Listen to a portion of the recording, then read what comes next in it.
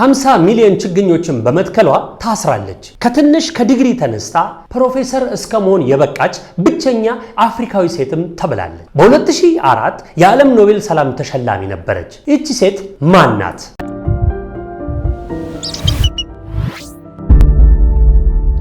ሰላም ጤና ይስጥልን ውድ የአክሱማሮስ ቲዩብ ቤተሰቦች እንዴት አላችሁ? ሁላችሁም በያላችሁበት ሰላማችሁ ይብዛ። ዛሬም እንደተለመደው ከህይወት ገጾች በተሰኘው በዚህ ተወዳጅ ፕሮግራማችን አሪፍ ነገር ይዘን ቀርበናል። ይህ ይዘን የቀረብነው አሪፍ ነገር ምንድነው? እዚሁ ጎረቤታችን ኬንያ ስላለች ይዘንላችሁ የቀረብነው አሪፍ ነገር ምንድነው? እዚሁ ጎረቤታችን ኬንያ የነበረች አንዲት ጀግና ሴት አለች። ስለሷ ጀግና ሴት እናወራለን። ይቺ ጀግና ሴት ማናት? ዋንጋሪ ማህታይ ትባላለች። እቺ ዋንጋሪ ማህታይ የተባለች ጀግና ሴት ብዙ የሆኑ ችግኞችን በመትከል ትታወቃለች። ምናልባት እኛ ብዙ ችግኝ ተከለን ቢባል በሺዎች፣ በ50ዎች ወይ በሚሊዮኖች 2 ሚሊዮን 3 ሚሊዮን ልልን እንችላለን። ነገር ግን ዋንጋሪ ማህታይ 50 ሚሊዮን ችግኞችን በመትከል ተወዳጅ ስምን፣ ተወዳጅ ዝናና ክብርን ያተረፈች የሀገር ባለውለታ ነች። አዎ እዚሁ ጎረቤታችን ኬንያ የምትኖረው የነበረችው ዋንጋሪ ማህታይ በጣም የብዙ ዝና ባለቤቶች፣ የብዙ ዕውቀት ባለቤቶች ከትንሽ ትምህርት ተነስታ በፕሮፌሰርነት ማዕረግ እስክትደርስ ድረስ ጠንክራ የሰራች የአፍሪካ እንቁ እንስት ተብላ ቆይታ ነበር። ይሄ ብቻ አይደለም፣ ብዙ ነገር ተደርጎላታል። በጣም ብዙ ነገር። የዓለም ሰላም ኖቤል ተሸላሚም ነበረች። በ2004 የዓለም ሰላም ኖቤል ተሸላሚ ነበረች። እስኪ ስለዚህች ሴት ያቀረብኩላችሁን ቆንጆ ቪዲዮ አብረን እንመልከትና መለስ ብዬ ደግሞ አወራችኋለሁ። እስከዛው ወደ ቪዲዮ።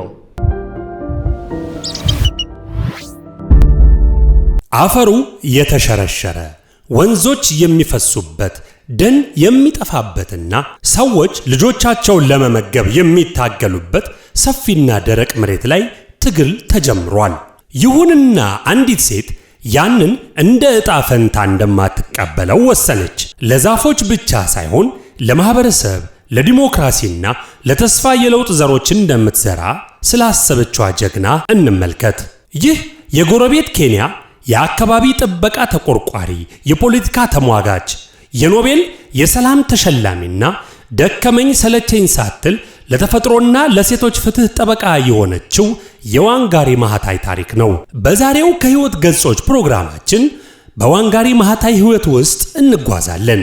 ከልጅነት ቤቷ ኬንያ፣ ከውጭ አገር ትምህርቷ፣ የግሪን ቤልት ንቅናቄ ስለመስራቷ፣ ከፖለቲካዊ ኃይል ጋር ያደረገችውን ጦርነትና ቀጣይነት ያለው የህይወት ውጥኗን እንመለከታለን። ዋንጋሪ ማህታይ በኬንያ ኔሪ አውራጃ ኢሂቴ መንደር ውስጥ እንደ አውሮፓውያን አቆጣጠር ሚያዝያ 1 ቀን 1940 ተወለደች። ቤተሰቧ የኩኩዩ ብሔረሰብ ነበር። በኬንያ ገጠራማ ስፍራ ኑሮ መኖር ማለት ለመሬቱ መቅረብ ማለት ነው። ነገር ግን ለአካባቢው ለውጥ ተጋላጭ ነው። ከልጅነቷ ጀምሮ ለመማር ከፍተኛ ፍላጎት ነበራት። በሚስዮን ትምህርት ቤቶች ገብታለች። በፈተናዎቿ ጥሩ ውጤትንም አስመዝግባለች። እንደ አውሮፓውያን አቆጣጠር በ1964 ወደ አሜሪካ ተጉዛ ከማውንት ሴንት ስኮትስ ኮሌጅ በባዮሎጂ ሳይንስ ባችለር ዲግሪ አግኝታለች።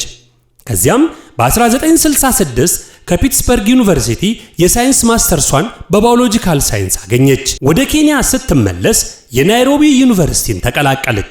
የዶክትሬት ትምህርቷን በ1971 ያጠናቀቀች በምስራቅ ወይንም በመካከለኛው አፍሪካ የመጀመሪያዋ የዶክትሬት ዲግሪ ያገኘች ሴት ሆናለች። በተማረችበት ዩኒቨርሲቲ አስተምራለች። የእንስሳት ሕክምና አናቶሚ ክፍል ሊቀመንበር ሆና እንዲሁም አካዳሚክ ዲን ሆና አገልግላለች። የአካዳሚክ ስኬቷ አስደናቂ ነበር። ነገር ግን ልቧ ከጊዜ ወደ ጊዜ ከክፍል ውጪ ላሉት ችግሮች መሳብ ጀምሯል። የመሬት መራቆት፣ የደን መጨፍጨፍ፣ ድህነትና የገጠር ሴቶች የትምህርት ዕድል ውስን መሆኑ በእጅጉ ያሳስባት ገባ። እንደ አውሮፓውያን አቆጣጠር በ1970ዎቹ ኬንያ ከባድ የአካባቢ ችግሮች ገጥሟታል።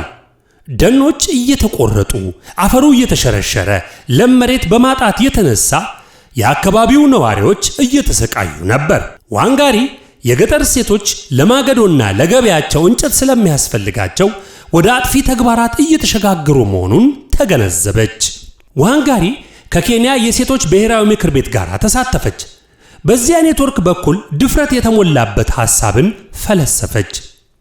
ሴቶች በተለይ በገጠር አካባቢ የሚኖሩ ሰዎች ዛፎችን ቢተክሉ የተሸረሸረ መሬትን ቢመልሱና በተመሳሳይ ጊዜ አነስተኛ ገቢ ቢያገኙ ስትል አሰበች። ስለዚህም በ1977 የአረንጓዴ ቀበቶ ንቅናቄን መሰረተች። ጽንሰ ሐሳቡ በሚያምር ሁኔታ ቀላል ነበር። ሴቶች በቤታቸው ዙሪያ፣ በትምህርት ቤቶች፣ በአብያተ ክርስቲያናት ወይንም ሕዝብ በሚገኙባቸው ቦታዎች ችግኞችን ይተክላሉ የሚል ነበር። በጊዜ ሂደት እነዚህ የተተከሉ ዛፎች አፈሩን ወደ ነበረበት ለመመለስ፣ የአፈር መሸርሸርን ለመቀነስ፣ ውሃን ለመቆጠብና የማገዶ እንጨት ለማቅረብ እንዲሁም ኑሮን ለማሻሻል ይረዳሉ ስትል ራዕይ ሰነቀች። ነገር ግን የዋንጋሪ ራዕይ የበለጠ ከፍ እያለ ሄደ። ዛፍ መትከል ከዲሞክራሲ፣ ከመሬት መብቶች፣ ከጾታ እኩልነትና ከፍትህ ጋር በጣም የተገናኘ መሆኑን አይታለች። እሷ እንደ ስነ ምህዳራዊ ተነሳሽነት ብቻ ሳይሆን እንደ ማህበራዊ እንቅስቃሴ ራሷን አዘጋጅታለች። ባለፉት ዓመታት የአረንጓዴ ቀበቶ ንቅናቄ በማስፋፋት በኬንያ በ10 ሚሊዮኖች የሚቆጠሩ ዛፎችን ተክላ ነበር። እንቅስቃሴው በሌሎች የአፍሪካ ሀገሮችም የቅጂ ጥረቶችን አነሳስቷል። ዋንጋሪ ስትናገር ብዙ ጊዜ እንዲህ ትላለች፣ ዜጎች የሚሰሩት ትንንሽ ነገሮች ናቸው፣ ለውጥ የሚያመጣውም ይህ ነው። የኔ ትንሽ ነገር ዛፎችን መትከል ነው ስትል ነበር። እንዲህ ያለውን እንቅስቃሴ መተግበር ከመገፋፋት ውጪ አልነበረም። የኬንያ መንግስት በተለይም በፕሬዝዳንት ዳንኤል አራፕ ሞይ ስር የነበራት እንቅስቃሴ እንደ አደገኛ ወይንም አስጨናቂ የፖለቲካ ግልበጣ አድርጎ ይመለከትባት ነበር። ዋንጋሪ ጾታዊ ትንኮሳ፣ ዛቻ፣ እስራትና የስም ማጥፋት ዘመቻዎች ገጥመዋታል። ይሁንና ተሟግታ ለማሸነፍ ጥረት አድርጋለች። የሚገርመው በአንድ ክስ ላይ በእሷ ላይ የፈረደውን ዳኛ በመተቸቷ ፍርድ ቤቱን ንቀሻል በሚል በድጋሚ ተይዛለች። ውድ የአክሲማሮስ ቲዩብ ቤተሰቦች እያያችሁት ያላችሁት ቪዲዮ ደስ እንደሚያሰኛችሁ ተስፋ እናደርጋለን። ይቺ ተወዳጅና አንቱ ተሰኝታ ያለች ሴት ዋንጋሪ ማህታይ በጣም ዋጋ ከፍላለች። ብዙ ሰዎች ወስባዊ ትንኮሳ አድርሰውባታል፣ አስረዋታል፣ በፖለቲካ ተተችታለች፣ ብዙ ተብላለች። ነገር ግን ለሀገሯ ኬንያ ብቻ አይደለም፣ ከሀገሯ ኬንያም አልፋ የአፍሪካን ስም በማስጠራት አንቱ ተሰኝታለች። ከአፍሪካን ብቻ አይደለም፣ በዓለም ስመ ገናና ከሆኑ ሰዎች ተርታ ውስጥ ተመድባ ተጽዕኖ ፈጣሪ ሆና አልፋለች። የዚች ሴትዮ ታሪክ ምን ያስተምረናል? ልብ በሉ። ኬንያን ይመሩ የነበሩት ፕሬዝዳንት ዳንኤል አራፕ ሞይ ፕሬዝዳንት በነበሩበት ዘመን ከሷ ጋር በተፈጠሩ አለመግባባት ወደ 10 ሚሊዮን ችግኞችን ከተከለች በኋላ አስረዋት ነበር። ብዙ እንግልት ደርሶባት ነበር። ምናልባት በሀገሯ ኬንያ ዩኒቨርሲቲ ውስጥ ትልቅ ነገር ተከፈተ። ምን? በስሟ የሷ ማስታወሻ የሚሆን የማይረሳ በስሟ የበጎ አድራጎት ድርጅት ተከፍቷል። እስከዛሬ ድረስ አሁንም ለሌሎች አፍሪካ ተምሳሌት ብሎም ለሀገራችን የኢትዮጵያ ተምሳሌት የሆነ በጎ ምግባር ሰርታለች። ምን? ችግኝ ተከላ። የተከለቻቸው ችግኞች ከ50 ሚሊዮን በላይ ናቸው። ደስ አይልም? ይሄ ብቻ አይደለም። በስሟ የአረንጓዴ ቀበቶ የሚል ትልቅ ንቅናቄን ፈጥራ ነበር። እስኪ አሁንም ወደ ቪዲዮ መለስ እንበልና ታሪኳን አየት አድርገን በስተመጨረሻ አገኛቸዋለሁ። አሁንም አብራችሁን ቆዩ። መንግስት መሬትን ወደ ግል ለማዘዋወር ወይንም ደኖችን ለመመንጠር ለማልማት ማቀዱንም ሞግታለች። አረንጓዴ ቦታዎችንና ተፈጥሮን ለመጠበቅ በእጅጉ ታግላለች። በዚህ ሁሉ ውስጥ ለአመጽ፣ ለእውነትና ከስሩ ለመደራጀት ቁርጠኛ መሆኗን ቀጥላለች። ዋንጋሪ ተራ ሰዎች በጋራ በመስራት ለተጠያቂነት፣ ለዲሞክራሲና ለአካባቢ ፍትህ መገፋፋት እንደሚችሉ ታምን ነበር። እንደ አውሮፓውያን አቆጣጠር በ2002 ከዓመታት እንቅስቃሴ በኋላ ወደ መደበኛ ፖለቲካ ገባች። ታዲያ ከ98% በላይ ድምጽ በማግኘቷ የፓርላማ አባል ሆናለች። እንደ አውሮፓውያን አቆጣጠር በ2003 የተፈጥሮ የአካባቢ ሀብትና የዱር አራዊት ረዳት ሚኒስትር ሆና ተሾመች። በመንግስት ውስጥ ያላት ሚና ምንም እንኳን የፖለቲካ መሰናክሎች ቢኖሩትም ስለ መሬት አጠባበቅ መብቶችና የአካባቢ ጥበቃ ፖሊሲዎችን እንድታሳድግ አስችሏታል። እንደ አውሮፓውያን አቆጣጠር በ2004 ዋንጋሪ ማታይ ለዘላቂ ልማት፣ ለዲሞክራሲና ለሰላም ላበረከተችው አስተዋጽኦ ሽልማት ተበረከተላት። የመጀመሪያዋ አፍሪካዊ ሴት በመባል የኖቤል የሰላም ሽልማትን ተቀበለች። የኖቤል ኮሚቴው ሲናገር ዋንጋሪ ማታይ ስራዋ የአካባቢ ጥበቃን ከዲሞክራሲ፣ ከሰብአዊ መብትና ከሴቶች ማብቃት ጋር እንዴት ጥልቅ ትስስር እንዳለው አሳይታለች ሲል አሞግሷታል። የእርሷ ሽልማት ስራዋን ወደ ዓለም አቀፍ ደረጃ እንድታመጣ አደረጋት።